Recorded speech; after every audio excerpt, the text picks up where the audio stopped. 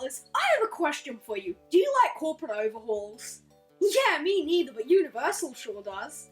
The Aquazone, located in Universal Studios Hollywood, was a small water play area behind the building then housing T23D. Though nothing spectacular, it was decent enough for what it advertised itself as, a generic water play area. Emphasis on the word generic. Opening in 1999 as part of the T23D redevelopment plan, the area didn't last very long, closing a mere year later despite the project being awarded the Los Angeles Business Council Urban Beautification Award in 2000. The fact that this can win an award in the Marvel Mania restaurant can't is beyond my beliefs, but whatever. However, all good, decent, and mediocre things must come to an end. So you know what that means? Say it with me now! Corporatism! After its closure in 2000, many were speculating as to what may replace the Aquazone. Just kidding, nobody even knew the thing was there. Now before I get into what replaced it a year later, please excuse me for a second, I'm a bit parched. Perfect.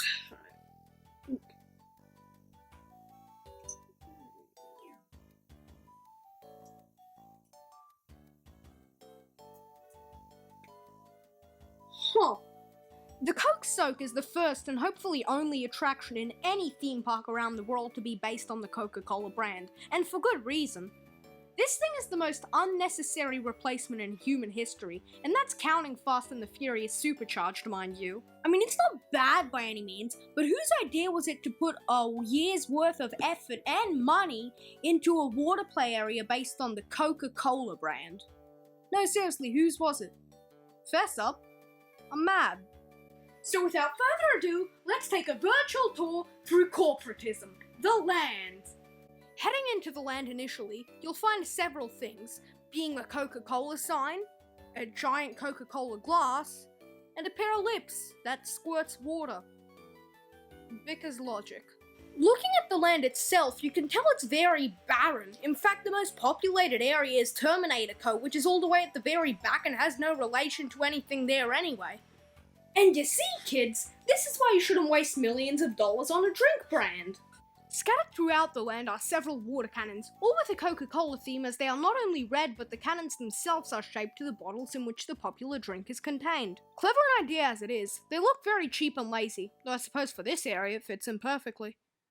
Perhaps what's most disappointing about this land is that for a Coca-Cola themed area, they still use water.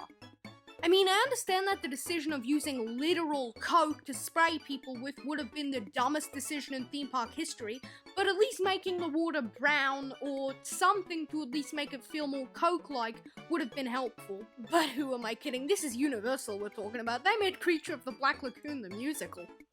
Even further into the land is the outline of a Coca-Cola bottle, quite a large one may I add, that I suppose acts as a symbol to this land. Not that anybody would come here because of it, but it's still there. Now that kid looks like they're having fun, and that's the only time I'll associate the word fun with the Coke Soak. Well, that's the Coke Soak. Despite nobody realizing its existence, it still somehow managed to last 11 years, going from 2001 to 2012, which for a Universal attraction is decently long. So with that out of the way, let's see what replaced it. More corporate overhauling. Yeah, that sounds about right for Universal.